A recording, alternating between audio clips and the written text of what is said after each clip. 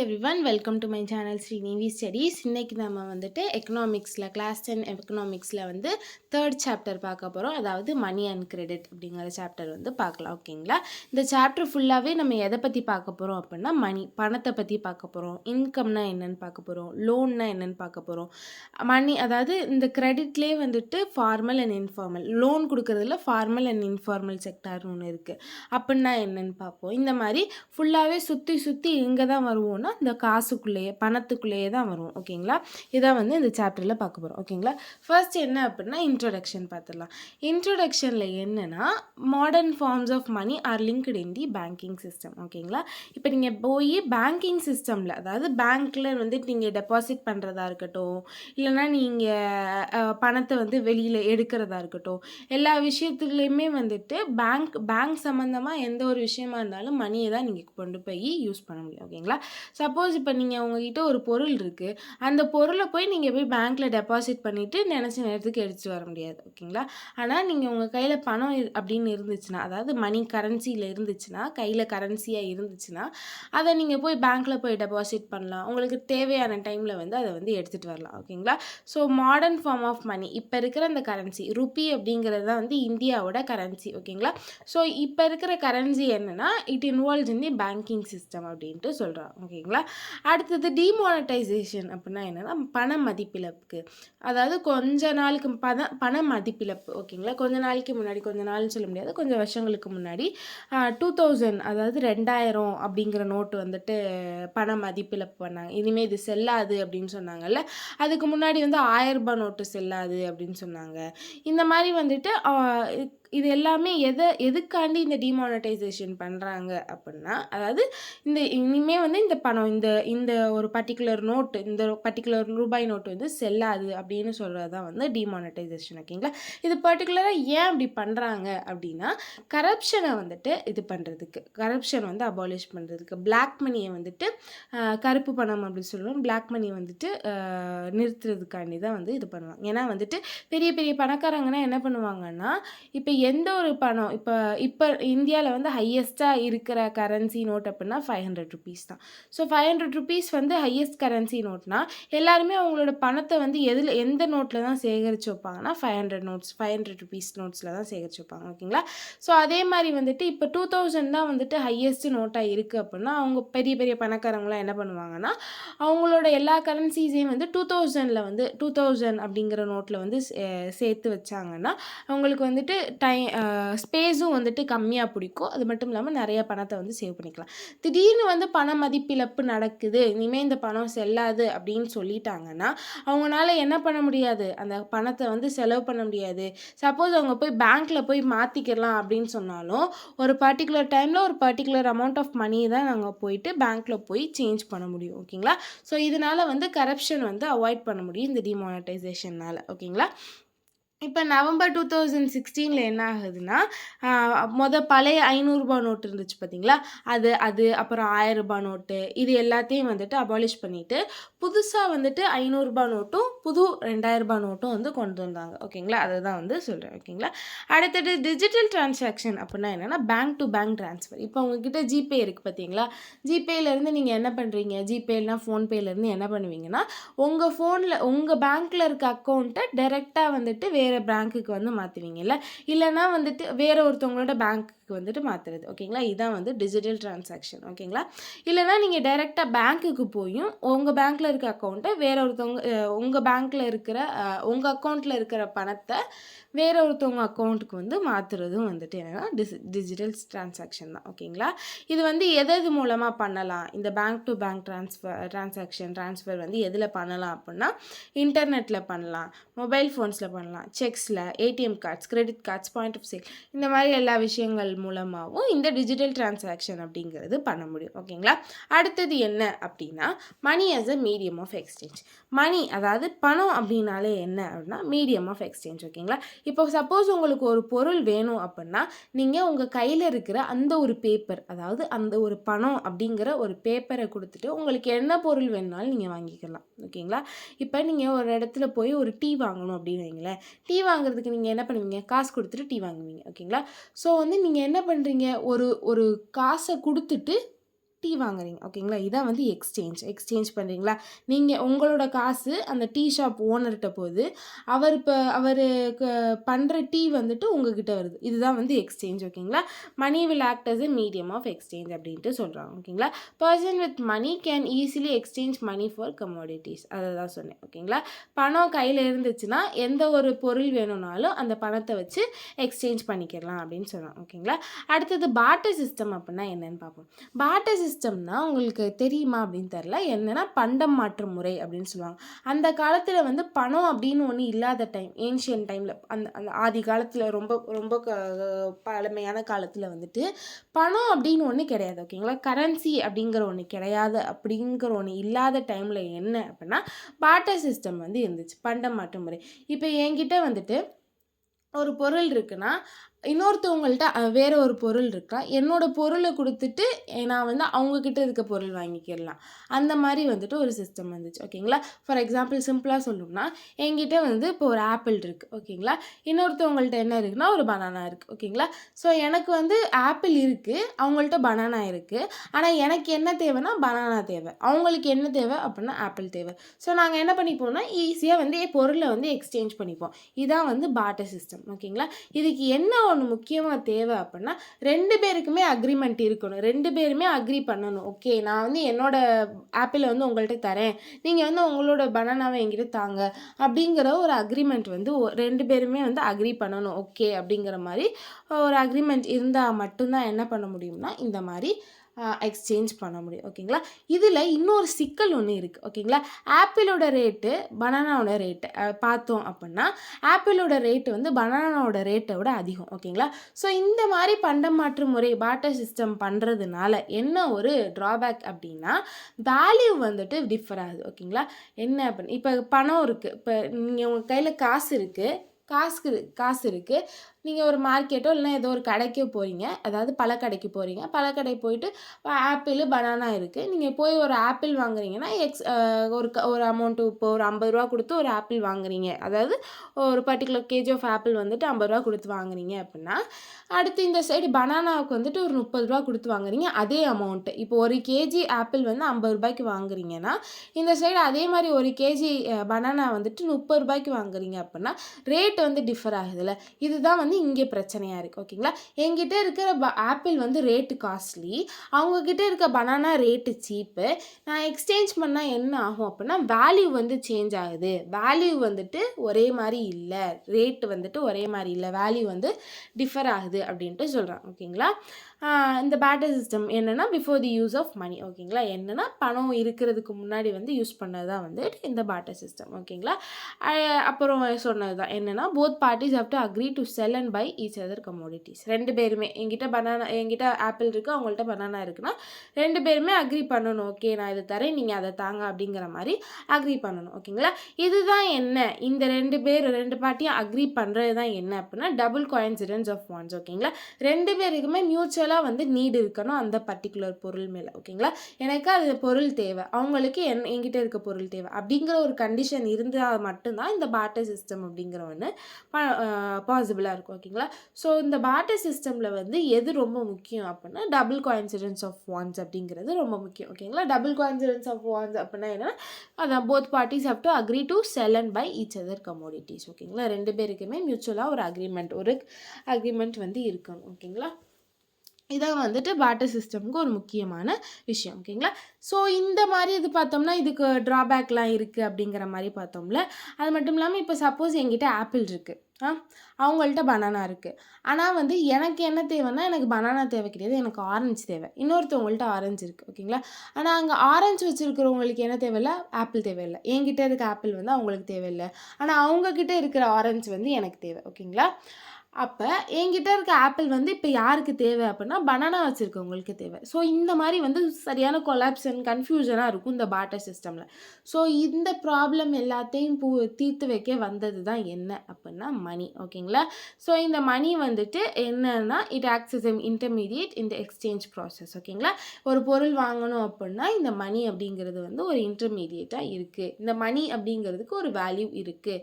So இதனால் வந்துட்டு ஒரு பொருள் வந்து நம்ம ஈஸியாக வாங்கிக்கலாம் ஆரம்பிக்கலாம் ஓகேங்களா. ஸோ இந்த மணி என்ன பண்ணுது அப்படின்னா it eliminates the need for the double coincidence of wants ஓகேங்களா. இந்த டபுள் கோஇன்சிடென்ஸ் ஆஃப் வான்ஸ் அப்படிங்கிற ஒரு விஷயத்தை வந்து இந்த மணி வந்து எலிமினேட் பண்ணுறதுக்கு ஹெல்ப் பண்ணுது ஓகேங்களா. அப்புறம் என்ன அப்படின்னா money acts as intermediate in the exchange process. Money வந்துட்டு என்ன பண்ணுது அதுதான் எக்ஸ்சேஞ்ச் ப்ராசஸில் இன்டர்மீடியேட் ஓகேங்களா. So it is also called as the medium of exchange. Which is called as the medium of exchange அப்படின்னு கேட்டால் money is called as the medium of exchange. ஏன் money is called as the medium of எக்ஸ்சேஞ்சுன்னு கேட்டால் சொல்லிட்டேன் ஓகேங்களா. ஏன்னா வந்துட்டு ஒரு பொருளை வந்து கொடுத்துக்கிட்டு வாங்குறதுக்கு வந்துட்டு இட் ஆக்ட்ஸ் as இன்டர்மீடியேட் ஓகேவா.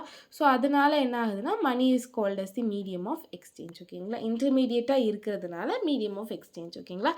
அடுத்தது என்ன அப்படின்னா மாடர்ன் ஃபார்ம்ஸ் ஆஃப் மணி ஓகேங்களா. இந்தியாவில் வந்து அதாவது மணி அப்படிங்கிற ஒரு கரன்சி ஃபார்மில் வந்து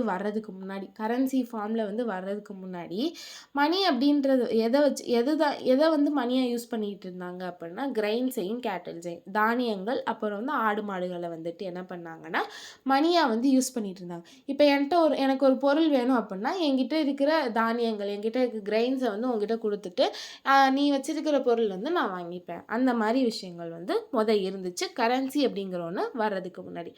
அதுக்கப்புறம் என்ன ஆரம்பிக்குது மிடிவல் பீரியட் இந்த மாதிரி கொஞ்சம் கொஞ்சமாக காலங்கள் மாற என்ன ஆரம்பிக்குதுன்னா மெட்டல் காயின்ஸ் வந்து வருது ஓகேங்களா. அதுதான் வந்து மணி அப்படிங்கிற மாதிரி மாறுது. என்ன வருது மெட்டல் காயின்ஸ் வந்து வருது. என்னென்ன மெட்டல்ஸில் வருது அப்படின்னா கோல்டு சில்வரு காப்பர் இந்த மாதிரி மெட்டல் காயின்ஸில் வந்து வருது ஓகேங்களா. ஸோ இந்த காயின்ஸ் எல்லாம் பார்க்கும்போது அந்த காயின்ஸுக்குன்னே ஒரு வேல்யூ இருக்குது பார்த்தீங்களா. அதாவது இந்த காயின் எப்படி சொல்கிறதுனா இதுக்கு வந்து 2 பர்பஸ் இருக்குது அப்படிங்கிற மாதிரி சொல்லலாம். அந்த கோல்டை நீங்கள் விற்று ஜுவல்லரியாகவும் மாற்றிக்கலாம். அந்த பர்டிகுலர் காயினை விற்று நீங்கள் ஜுவல்லரியாகவும் மாற்றிக்கலாம். ஆனால் அந்த காயின் கொடுத்தா தான் உங்களுக்கு வேற ஒரு பொருளும் கிடைக்கும் ஓகேங்களா. ஸோ இதுக்கு அந்த கோல்டு அப்படிங்கிறதுக்கும் ஒரு வேல்யூ இருக்குது. அது வந்து காயினாக இருக்கிறதுனாலையும் ஒரு வேல்யூ இருக்குது அப்படின்ட்டு சொல்கிறாங்க ஓகேங்களா. கரன்சி தான் நம்ம வந்து இப்போ யூஸ் பண்ணிகிட்டு இருக்கோம். இந்தியாவோட கரன்சி என்ன அப்படின்னு கேட்டால் ருப்பீஸ் தான் ஓகேங்களா. ருப்பீஸ் வந்து இந்தியாவோட கரன்சி ஓகேங்களா. மாடர்ன் ஃபார்ம்ஸ் ஆஃப் கரன்சி இப்போ நம்ம கரன்சியாக என்ன யூஸ் பண்ணுறோம் அப்படின்னா மாடர்ன் ஃபார்ம்ஸ் ஆஃப் மணி என்ன அப்படின்னா கரன்சி ஓகேங்களா. இந்த கரன்சி வந்து 2 ஃபார்மில் இருக்கும். ஒன்று என்னென்னா பேப்பர் நோட்ஸு இன்னொன்று என்னென்னா காயின்ஸ் ஓகேங்களா. பேப்பர் நோட் அப்படிங்கிறது என்னென்னா நல்ல பெரிய பெரிய அமௌண்ட்டில் இருக்கிறது 100 200 500 இதெல்லாம் வந்துட்டு பேப்பர் நோட்ஸில் இருக்குது. காயின்ஸ் அப்படிங்கிறது அதிகமாக நம்ம வந்து சில்லறை யூஸ் பண்ணுவோம்ல சில்லறை யூஸ் பண்ணல. ஸோ அது வந்து காயின்ஸில் மெட்டல்ஸில் செஞ்சதா இருந்தால் தான் வந்துட்டு அது சரியாக வரும் ஓகேங்களா. ஏன் வந்து காயின்ஸ் எல்லாம் ஏன் வந்து சின்ன சின்ன அமௌண்ட்ஸ் எல்லாம் காயின்ஸில் இருக்குது பெரிய பெரிய அமௌண்ட்லாம் ஏன் பேப்பரில் இருக்குது பேப்பர் நோட்ஸாக இருக்குது அப்படின்னு பார்த்தோம்னா நம்ம அடிக்கடி வந்து எது யூஸ் பண்ணுவோம் அப்படின்னா ₹1 ₹2 ₹5 அப்படிங்கிறது டெய்லி வந்து எப்படி இருந்தாலும் யூஸ் பண்ணக்கூடிய ஒரு விஷயம் ஓகேங்களா. இப்போ பஸ்லேயே போகிறீங்க அப்படின்னாலும் ₹2 இருக்கா ₹2 தாங்க ₹3 தாங்க அப்படின்னு கண்டக்டர் கேட்பாங்க பார்த்தீங்களா. ஸோ வந்து யூஸ்வலாக ரொம்ப ஃப்ரீக்வெண்ட்டாக நம்ம என்ன யூஸ் பண்ணுவோம் அப்படின்னா ஹையான அமௌண்ட்டு ₹100 ₹200 யூஸ் பண்ணுறதை விட ₹1 ₹2 ₹5 தான் யூஸ் பண்ணுவோம் ஓகேங்களா.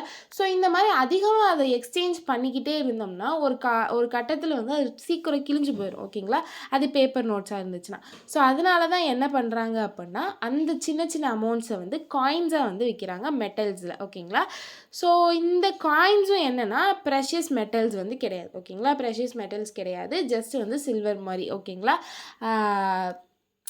ஜஸ்ட் சில்வர் மாதிரி அதுக்குன்னு வந்து எந்த ஒரு வேல்யூவும் வந்து கிடையாது ஓகேங்களா. அதாவது வந்துட்டு என்ன கோல்டு சில்வர் காப்பர் இந்த மாதிரி மெட்டல்ஸில் வந்து பண்ணாங்கல்ல. இந்த மாதிரி மெட்டல்ஸில் பண்ணுறதுனால என்னென்னா அந்த காயினுக்கே ஒரு வேல்யூ இருக்குது ஓகேங்களா. அந்த காயினுக்கே வேல்யூ கிடைக்கும். அந்த காயினை கொண்டு போய் நீங்கள் விற்றீங்கனாலே உங்களுக்கு வந்துட்டு நிறையா வந்து வேல்யூ இருக்கும் ஓகேங்களா. ஸோ ஆனால் வந்துட்டு இப்போ இருக்கிற மாடர்ன் கரன்சிக்கு அந்த காயினுக்குன்னு வந்துட்டு எந்த ஒரு வேல்யூவும் கிடையாது. அதை தான் வந்து சொல்கிறான் ஓகேங்களா. Modern currency unlike grain cattle not of everyday use ஓகேங்களா. அதாவது is without use of its own அதுதான் சொல்கிறேன். இதுக்குன்னு வந்து எந்த ஒரு யூஸும் கிடையாது ஓகேங்களா. இப்போ அந்த காயினை வந்து நீங்கள் போய் கடையில் கொடுத்தீங்கன்னா அது வந்துட்டு எப்படி சொல்கிறதுனா அதை வந்து எதுவும் பண்ண முடியாது ஓகேங்களா. அந்த காயினை கொடுத்துட்டு நீங்கள் வந்து அந்த காயினை செல் பண்ணிவிட்டு நீங்கள் பணம் வாங்க முடியாது அந்த மாதிரி ஓகேங்களா. ஏன் வந்துட்டு கரன்சியை வந்து மீடியம் ஆஃப் எக்ஸ்சேஞ்சுன்னு ஏன் வந்து அக்செப்ட் பண்ணணும்? இப்போ இந்தியாவில் ருப்பீஸ் அப்படின்னு இருக்குன்னா ஏன் வந்து இதை போய் ஒரு மீடியம் ஆஃப் எக்ஸ்சேஞ்சுன்னு ஏன் வந்து அக்செப்ட் பண்ணணும் அப்படின்னு பார்த்தா, it is authorised by the government of the country. அந்த பர்டிகுலர் கண்ட்ரியோட கவர்மெண்ட் வந்துட்டு என்ன பண்ணுது அப்படின்னா, இதுதான் நம்ம நாட்டோட கரன்சி அப்படின்னு ஆர்டர் போட்டுருச்சுன்னா அதுதான் வந்து அந்த நாட்டோட கரன்சியாக இருக்கும். ஓகேங்களா? அடுத்தது என்னென்னா, இந்தியாவில் வந்துட்டு யார் வந்துட்டு இந்த மாதிரி கரன்சிஸ்லாம் பிரிண்ட் பண்ணுவாங்க, யார் வந்து பிரிண்ட் பண்ணுவாங்க, யார் கண்ட்ரோலில் வந்து இந்த கரன்சிஸ் ஒரு வருஷத்துக்கு வந்து எத்தனை கரன்சிஸ் வந்து பிரிண்ட் பண்ணணும், எத்தனை அமௌண்ட்ஸ் வந்து பிரிண்ட் பண்ணணும், எல்லாமே வந்து யார் கண்ட்ரோலில் இருக்குது அப்படின்னா ரிசர்வ் பேங்க் ஆஃப் இந்தியா. ஓகேங்களா? இந்த ரிசர்வ் பேங்க் ஆஃப் இந்தியா தான் என்னென்னா இட்ஸ் அ கவர்மெண்ட் அத்தாரிட்டி. ஓகேங்களா? ஆர்பிஐ தான் வந்துட்டு எல்லாமே வந்து கண்ட்ரோல் பண்ணும் கரன்சி ரிலேட்டடாக. ஓகேங்களா? ஸோ இந்தியாவில் என்னென்னா யாருமே வந்துட்டு இப்போ பேமெண்ட்ஸ் வந்து ருப்பியில் வந்துட்டு யாராவது பேமெண்ட் பண்ணாங்கன்னா, இல்லை நீங்கள் இந்த பேமெண்ட் இந்த ருப்பியில் வந்து கொடுத்தா செல்லாது அப்படிங்கிற மாதிரி யாரும் சொல்ல முடியாது. ஓகேங்களா? ஸோ இந்தியாவில் வந்து எந்த பணம் மட்டும்தான் செல்லும் அப்படின்னா ருப்பி மட்டும்தான் செல்லும். அது மட்டும் இல்லாமல் இன்னொன்று என்ன சொல்கிறாங்கன்னா, தனி மனிதர் யாரோ இல்லைன்னா எந்த ஒரு ஆர்கனைசேஷனோ எப்போதுமே வந்து இந்த மாதிரி கரன்சிஸ் வந்து அவங்க வந்து பிரிண்ட் பண்ண முடியாது. They are not allowed to issue the currency. ஓகேங்களா? அதான் வந்து சொல்கிறாங்க. இந்த கரன்சியை பிரிண்ட் பண்ணுறதுக்கு யாருக்கு மட்டும்தான் ரைட்ஸ் இருக்குது அப்படின்னா ஆர்பிஐ ரிசர்வ் பேங்க் ஆஃப் இந்தியாவுக்கு மட்டும்தான் ரைட்ஸ் இருக்குது. மற்றபடி தனியாக ஒரு மனுஷனுக்கோ இல்லைனா வந்துட்டு எந்த ஒரு கம்பெனி ஆர்கனைசேஷனுக்கோ இந்த மாதிரி கரன்சி வந்து பிரிண்ட் பண்ணுறதுக்கு எந்த ஒரு ரைட்ஸும் கிடையாது. ஓகேங்களா? அடுத்தது என்ன அப்படின்னா டெபாசிட்ஸ் வித் பேங்க். ஓகேங்களா? நம்ம வந்து யூசுவலாக வந்துட்டு இப்போ சம்பளம் வாங்குகிறோம் அப்படின்னா மாதம் ஸ்டார்டிங்கில் சம்பளம் கொடுக்குறாங்க அப்படின்னா அந்த மாதம் ஃபுல்லாக எவ்வளோ செலவாகுதோ அவ்வளோ ஸ்பெண்ட் பண்ணிடுவோம். ஓகேங்களா? எவ்வளோ செலவாகுதோ அவ்வளோ ஸ்பெண்ட் பண்ணிடுவோம். மாதத்தோட எண்டில் வந்துட்டு எப்படி நம்ம கையில் வந்து கொஞ்சம் காசு இருக்கும். ஓகேங்களா? அந்த காசை வந்துட்டு நம்ம என்ன பண்ணுவோம், கொஞ்சம் வந்துட்டு கையில் வச்சுக்கிட்டு கொஞ்சத்தை என்ன பண்ணுவோம் அப்படின்னா பேங்க்கில் போய் டெபாசிட் பண்ணுவோம். ஓகேங்களா? உங்கள் வீட்டில் கேட்டிங்கன்னா தெரியும், கையில் கொஞ்சம் காசு இருந்துச்சுன்னா போய் பேங்க்கில் போய் டெபாசிட் பண்ணுவாங்க. அது சேஃபும் கூட. உங்கள் கையில் காசு வச்சுருக்கிறத விட நீங்கள் ஒரு கவர்மெண்ட் பேங்க்ஸில் போய் டெபாசிட் பண்ணிங்கன்னா அது சேஃப் தான். ஓகேங்களா? ஏன் நம்ம போய் பேங்க்கில் போய் டெபாசிட் பண்ணுறோம், பேங்க்கில் டெபாசிட் பண்ணால் அது என்ன ஆகும் அப்படிங்கிறது தான் இங்கே பார்க்க போகிறோம். ஓகேங்களா? இப்போ நம்ம டெபாசிட் பண்ணணும், பேங்க்கில் போய் நம்மளோட மணி வந்து டெபாசிட் பண்ணணும் அதுக்கு அப்படின்னா ஃபர்ஸ்ட் என்ன பண்ணணும்னா பேங்க் அக்கௌண்ட் வந்து ஓப்பன் பண்ணணும். ஓகேங்களா? பேங்க் அக்கௌண்ட் ஓப்பன் பண்ணிட்டு தான் வந்துட்டு உங்களோட மணியை நீங்கள் போய் டெபாசிட் பண்ணணும். ஓகேங்களா? நீங்கள் ஏன் டெபாசிட் பண்ணுறீங்க, மக்கள் ஏன் இதில் வந்து ஆர்வம் காட்டுறாங்க, பணத்தை வந்து பேங்க்கில் போடுறதுல ஏன் ஆர்வம் காட்டுறாங்க அப்படின்னா, பேங்க் வந்து என்ன பண்ணுன்னா காசை வந்து பேங்க்கில் போட்டோம்னா அதுக்கு வட்டி கொடுக்கும். அதாவது நம்ம காசை வந்து பேங்க்கில் போட்டோம்னா பேங்க்கில் காசு கிடந்துச்சுன்னா அந்த காசுக்கு தகுந்தாப்பில் வந்து வட்டி கொடுக்கும் பேங்க். ஓகேங்களா? அதுக்கு தகுந்தாப்பில் இன்ட்ரெஸ்ட் கொடுக்கும் கொஞ்சம் கொஞ்சமாக. இப்போ நம்ம பேங்க்கில் 1000 ரூபாய் இருந்துச்சுன்னா அடுத்த மாதம் வந்து பார்த்தோம்னா ஒரு 10 ரூபாய் 20 ரூபா வந்து எக்ஸ்ட்ரா கிடக்கும். ஓகேங்களா? அதான் வந்துட்டு பேங்க் வந்து பேங்க்கில் டெபாசிட் பண்ணுறதுக்கான ஒரு முக்கியமான இது. ஓகேங்களா? அடுத்தது என்னென்னா பேங்க்கில் இருக்கிறதுனால பீப்புளோட மணி வந்து சேஃபாக இருக்கும். அது மட்டும் இல்லாமல் இன்ட்ரெஸ்ட் வந்து அது வாட்டுக்கு பேங்க்கில் கிடக்கும், ஒரு பக்கம் வட்டி அது வாட்டுக்கு ஏறிக்கிட்டே கிடக்கும். ஓகேங்களா? ஸோ மக்களோட மணியும் சேஃபாக இருக்கும், அது மட்டும் இல்லாமல் எக்ஸ்ட்ரா இன்ட்ரெஸ்ட்டும் ஏறிட்டு இருக்கும். ஓகேங்களா? அடுத்தது என்ன அப்படின்னா, நம்ம எப்போ நினச்சாலும் வந்துட்டு பேங்க்கில் இருந்து மணியை வந்து எடுத்துக்கிடலாம். ஓகேங்களா? நீங்கள் இந்த டைமில் தான் எடுக்கணும், அதாவது இத்தனை வருஷம் கழிச்சு இத்தனை மாதம் கழிச்சு அந்த மாதிரி வந்துட்டு கிடையாது. அப்படின்னா அந்த டெபாசிட் பேர் என்ன அப்படின்னு சொல்லணும்னா டிமாண்ட் டெபாசிட். ஓகேங்களா? உங்களுக்கு எப்போ தேவை இருக்கோ அந்த டயத்தில் நீங்கள் வந்து அந்த உங்கள் அக்கௌண்ட்லேருந்து பணம் எடுத்துக்கலாம் அப்படின்னா அது வந்து டிமாண்ட் டெபாசிட். ஓகேங்களா? சப்போஸ் வந்து சில பேர் வந்துட்டு என்ன பண்ணுவாங்கன்னா இத்தனை வருஷம் கழிச்சு தான் வந்துட்டு இந்த பணத்தை எடுக்க முடியும் அப்படிங்கிற மாதிரி ஒரு இது போட்டு பேங்க் அக்கௌண்ட் வந்து டெபாசிட் பண்ணியிருப்பாங்க. இப்போ அதாவது என்னென்னா ஒரு பெரிய அமௌண்ட்லாம் போட்டாங்கன்னா, இப்போ ஒரு 10 லட்சம் அவங்களுக்கு கிடைக்கிது அப்படின்னா அந்த 10 லட்சத்தை டெபாசிட் பண்ணுறாங்க அப்படின்னா அவங்க வந்து ஒரு அக்ரிமெண்ட் மாதிரி ஒரு கண்டிஷன் மாதிரி போட்டு இந்த பணத்தை வந்து நான் 2 வருஷம் கழிச்சு தான் நான் எடுப்பேன் அப்படிங்கிற மாதிரி ஒரு அக்ரிமெண்ட் போட்டாங்கன்னா 2 வருஷம் கழிச்சு தான் வந்து அதை எடுக்க முடியும். 2 வருஷம் கழிச்சுட்டு எப்போ வேணால் எடுத்துக்கலாம், ஆனால் 2 வருஷத்துக்கு உள்ளே வந்து எடுக்க முடியாது. ஓகேங்களா? அதை என்னன்னு சொல்லுவாங்க அப்படின்னா ஃபிக்ஸடு டெபாசிட் அப்படின்னு சொல்லுவாங்க. சப்போஸ் வந்து எப்போ வேணால் அவங்க தேவை பொறுத்து எடுத்துக்கலாம் அப்படின்னா அது வந்து டிமாண்ட் டெபாசிட். ஓகேங்களா. சம்டைம்ஸ் என்ன பண்ணுறாங்க அப்படின்னா கேஷ்க்கு பதிலாக செக்ஸும் வந்து யூஸ் பண்ணுறாங்க. ஓகேங்களா. செக் அப்படிங்கிறது நீங்கள் கேள்விப்பட்டிருப்பீங்க. ஓகேங்களா.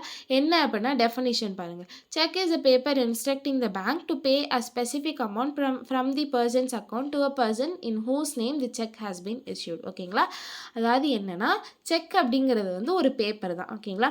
அந்த பேப்பரில் என்ன இருக்கும் அப்படின்னா இட் வில் ஸ்பெசிஃபை அமௌண்ட். ஓகேங்களா. ஒரு ஸ்பெசிஃபிக்கான ஒரு அமௌண்ட் வந்து ஸ்பெசிஃபை பண்ணும். இப்போ நான் வந்துட்டு ஒருத்தவங்களுக்கு செக் எழுதி கொடுக்குறேன்னா நான் வந்து என்னோட பேர் இருக்கும், யாருக்கு நான் செக்கு கொடுக்குறேனோ அவங்களோட பேர் இருக்கும், அப்புறம் வந்துட்டு டேட்டு இந்த மாதிரி விஷயங்கள் இருக்கும், எவ்வளோ அமௌண்ட்டோ அந்த அமௌண்ட் இருக்கும். முக்கியமான விஷயம் என்னென்னா எவ்வளோ அமௌண்ட்டோ அந்த அமௌண்ட் போட்டுட்டு கடைசியில் வந்து ஒன்லி அப்படிங்கிற மாதிரி போடணும். லெட்டரில் எழுதும்போது வேர்ட்ஸில் எழுதும்போது. ஓகேங்களா. ஒன்லி அப்படிங்கிற மாதிரி போடணும். ஓகேங்களா. இந்த மாதிரி வந்துட்டு அதாவது என் பேங்க்கில் வந்து இன்னொருத்தவங்க பேங்க்கில் வந்துட்டு ஒரு பெரிய அமௌண்ட் வந்துட்டு நான் கொடுக்கணும் அப்படின்னா நான் செக் எழுதி கொடுப்பேன். ஓகேங்களா.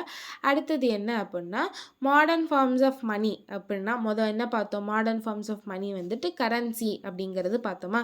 இப்போ என்ன சொல்ல வராங்க அப்படின்னா மாடர்ன் ஃபார்ம்ஸ் ஆஃப் மணி அப்படின்னு பார்க்கும்போது 2 வரும். என்ன அப்படின்னா கரன்சியும் வரும், டெபாசிட்டும் வரும். அதாவது பேங்க்கில் நம்மளோட பணம் கடந்துச்சுனாலும் அது என்ன நம்மளுக்கு அது மணி தான். ஓகேங்களா.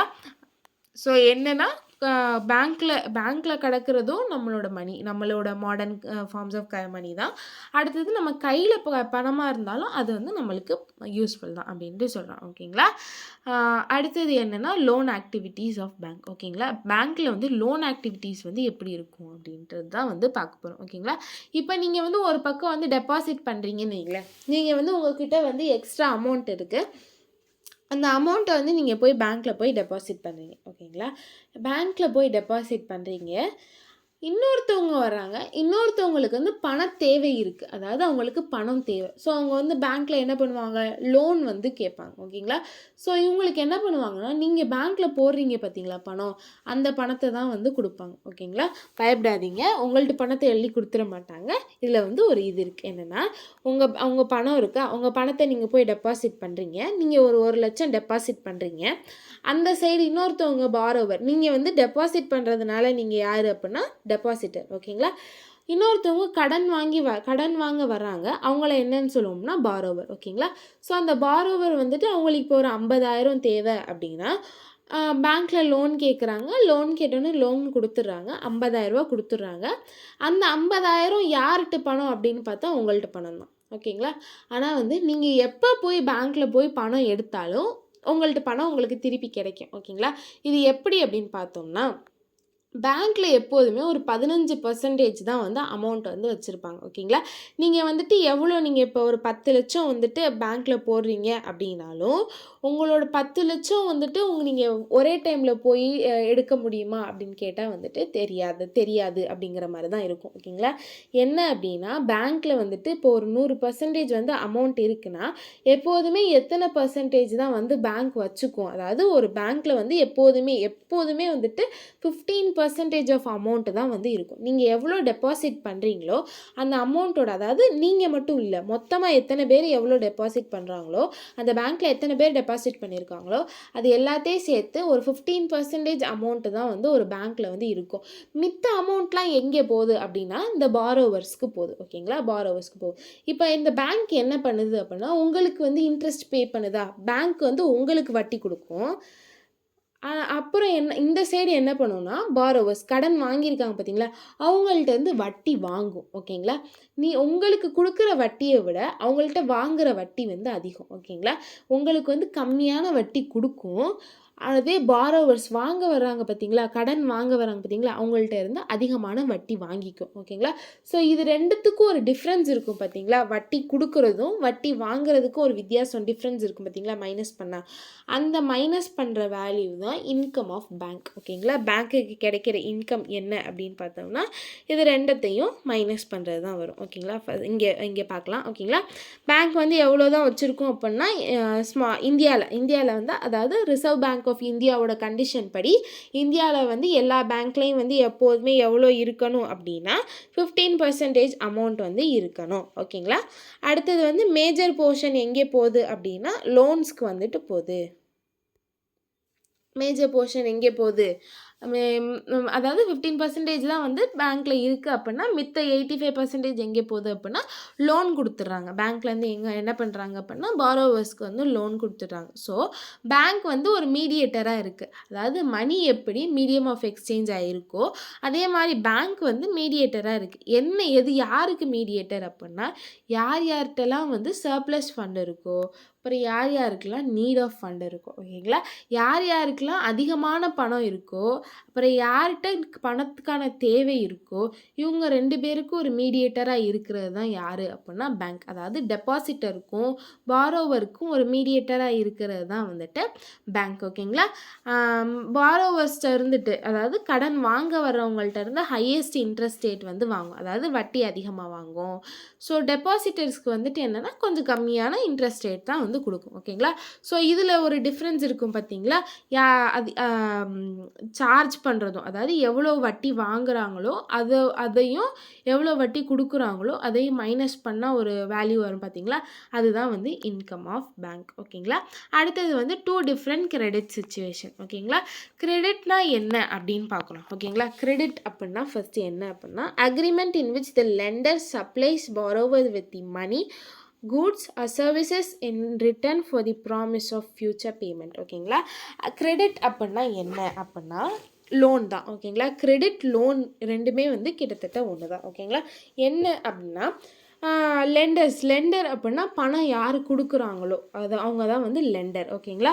அதாவது கிளாஸ்லலாம் கேட்போம்ல, can you lend me a pen அப்படின்னு, எனக்கு வந்து உன்னோட பென் வந்து கொடுக்குறியா, எனக்கு ஒரு பென் தரியா அப்படின்னு கேட்போம்ல, அதுதான் வந்து லெண்ட். ஓகேங்களா. லெண்டர் அப்படின்னா வந்துட்டு பணம் வந்து கொடுக்குறவங்க. ஓகேங்களா. ஸோ இவங்க என்ன பண்ணுறாங்கன்னா பாரோவர் அப்படின்னா பணம் வந்து வாங்குறவங்க. ஸோ இவங்க வந்து பணம் வாங்குறோம், அதாவது பாரோவர்ஸ்க்கு வந்துட்டு பணம் கொடுக்குறாங்க. பணம், கூட்ஸு இல்லைனா ஏதாவது சர்வீசஸ் இதெல்லாம் கொடுக்குறாங்க. என்ன ஒரு கேரண்டியில் கொடுக்குறாங்க, இட்ஸ் அ ப்ராமிஸ். என்ன ப்ராமிஸ் அப்படின்னா ஃப்யூச்சரில் வந்து அவங்க இதை பே பண்ணிடுவாங்க அப்படிங்கிற ஒரு நம்பிக்கையில் வந்துட்டு கொடுக்கறது தான் வந்து கிரெடிட். ஓகேங்களா. ஃப்ரீயாக வந்து யாரும் கொடுக்க மாட்டாங்கல்ல, ஃப்ரீயாக வந்து யாரும் கொடுக்க மாட்டாங்க. ஸோ வந்து இப்போ நான் உனக்கு இந்த உதவி பண்ணுறேன் அப்படின்னா நீ வந்து ஃப்யூச்சரில் இதை எனக்கு வந்து பேமெண்ட் பண்ணிடணும். அந்த பேமெண்ட்டும் எப்படின்னா இன்ட்ரெஸ்ட்டோடு கொடுக்கணும், அதாவது வட்டியோடு கொடுக்கணும். அதுதான் வந்து இது. ஓகேங்களா. அடுத்தது என்னென்னா 2 கேஸ் இருக்குது. ஓகேங்களா. ஃபெஸ்டிவல் சீசனு இதில் வந்துட்டு யாரோட இது பார்ப்போம், கேஸ் பார்ப்போம் அப்படின்னா சலீம் அப்படிங்கிற ஒரு ஷூ மேக்கரோட கேஸ் வந்து பார்ப்போம். ஓகேங்களா. சலீம் அப்படிங்கிறவர் வந்துட்டு ஒரு ஷூ மேக்கரு. இவருக்கு வந்துட்டு என்னென்னா ஒரு பெரிய ஷூ மேக் பண்ணுறதுக்கான ஒரு ஆர்டர் வருது. அதாவது 3000 பேர்ஸ் ஆஃப் ஷூஸ் வந்து மேக் பண்ணுற மாதிரி வந்துட்டு ஆர்டர் வருது. நெக்ஸ்ட் மந்த், அதாவது அடுத்த மாதம் வந்துட்டு பே பண்ணணும் அப்படிங்கிற மாதிரி, அடுத்த மாதம் வந்து டெலிவர் பண்ணணும் அப்படிங்கிற மாதிரி ஒரு ஆர்டர் வந்து இவருக்கு வருது. ஓகேங்களா. ஸோ இவர்கிட்ட வந்துட்டு என்னென்னா வேலையை சீக்கிரம் முடிக்கணும் அப்படின்னா இவர் வந்துட்டு எக்ஸ்ட்ரா வந்துட்டு ஒர்க்கர்ஸ் வந்து ஹையர் பண்ணணும். எக்ஸ்ட்ரா சம்பளத்துக்கு வந்து ஆள் வைக்கணும். ஸ்டிச்சிங்கு, பேஸ்டிங் ஒர்க்கு, இந்த மாதிரி எல்லா வேலைகளுக்கும் வந்துட்டு ஆள் தேவைப்படும். ஓகேங்களா. அப்புறம் அதாவது இவருக்கு என்னென்ன செலவு வந்து வரும் அப்படிங்கிறது. ஓகேங்களா. ஆள் தேவைப்படும் வேலை பார்க்குறதுக்கு. அடுத்தது என்ன அப்படின்னா ரா மெட்டீரியல்ஸ் வந்து தேவைப்படும். ஓகேங்களா. அடுத்தது ரா மெட்டீரியல்ஸ் எல்லாம் தேவைப்படுமா. ஸோ இவருக்கு வந்து இது எல்லாத்துக்கும் ஒரு 3000 ஷூ மேக் பண்ணுறதுக்கான காசு வந்து இவர் கையில் டக்குன்னு இருக்குமா அப்படின்னு கேட்டால் கிடையாது, இருக்காது. ஓகேங்களா. ஸோ இந்த எக்ஸ்பென்சஸ் எல்லாத்தையும் மீட் பண்ணுறதுக்கு சலீம் வந்து 2 இடத்துல இருந்து லோன் வந்து வாங்குறான். ஓகேங்களா.